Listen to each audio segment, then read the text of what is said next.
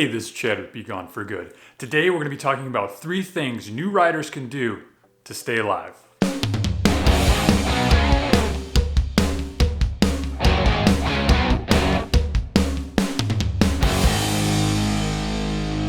The first item on our list is training. You need to find a way to get training. And now this can be as simple as an MSF course through your local Harley dealership or through the DMV, or you can go all the way through to dirt courses like the dart training courses out in Oklahoma or DC Dirt Camp up here in Virginia.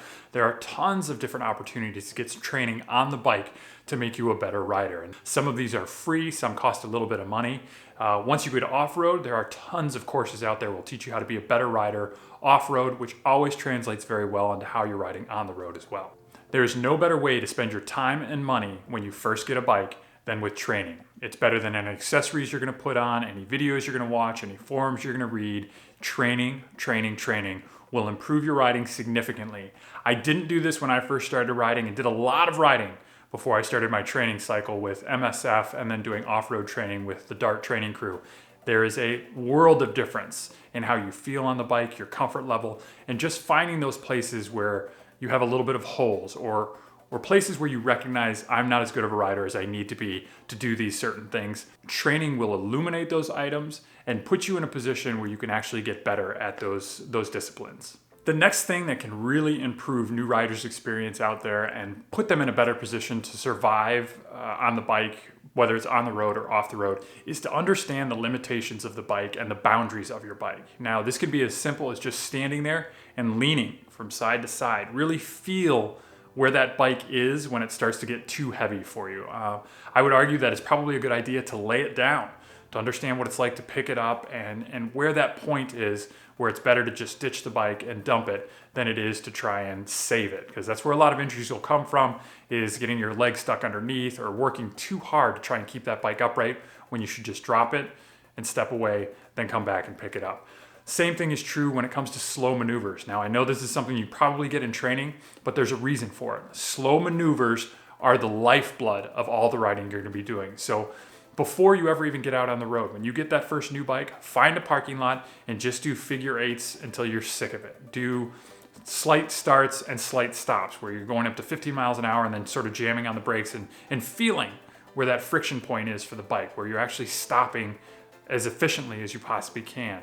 Feel how far you can turn to the right, how far you can turn to the left, where your balance point is. See if you can actually feel that point on the bike where you can stand completely still and just balance the bike underneath you. Get better at those skills while you're doing slow or even motionless drills before you ever get on the road. It will greatly increase your capability of knowing what to do when you are in higher speed situations on that bike. Braking is one of the most important skills you'll have that nobody practices unless you're really deliberate about it. It's not something that we go out there like, we learn how to rev those bikes real fast and we learn how to go really quickly. We learn how to weave in and out of traffic really well, but nobody understands exactly how far it's going to take for them to brake between them and that car bumper right in front of them. You need to put that in your mind so you can start riding safely with those calculations already done. The last item on our list, and again, it's something you can do in your own garage, but it's to learn all of your buttons, all of the things that your bike does. And some of these modern bikes with their computer screens and their touches, like, there's a ton of information that bike can give you and you can feed back into that bike. This comes all the way down to knowing where your turn signals are, where your horn is, how your throttle response is, where your cruise control is, how you turn it off, how you get your traction control on and off, where your gravel button is or your ABS button. Know all of these things that you can do without having to look at them. Obviously, the very specific ones are your turn signals. New riders are notorious for glancing down to get to that turn signal. That glance, especially as you're entering an intersection, could be fatal for you. That could be the time that you see that car pulling out that you didn't realize, or somebody cutting across your path, or 1,000 other things that you don't need to be glancing down at that button for. So spend some time on the bike, just get your thumb in that spot so you can do the turn signal and the horn. The horn's another one. You're gonna get people that are starting to merge into you, that don't see you in a blind spot or are trying to pass you and use a little bit of your lane to do it. That horn can be your savior. Know where it is and make sure that you can get to it quickly. I would suggest that while you're doing this type of practice, do it in gloves rather than your bare hands. This is a lot easier to feel everything. As soon as you get in the gloves, it gets a little bit more complicated. Put the gloves on, get used to them, and know where all of those buttons are so you can make those changes on the fly without ever having to look down at your handlebars. You have to ride your own ride. Now for new riders, I would say first and foremost, don't do group rides or joint rides. Don't go out with your buddies. Just go out by yourself and feel the bike. Learn the bike, learn what you can do and what you can't do, where your threshold is for turns, for speed, for braking, all of those different things.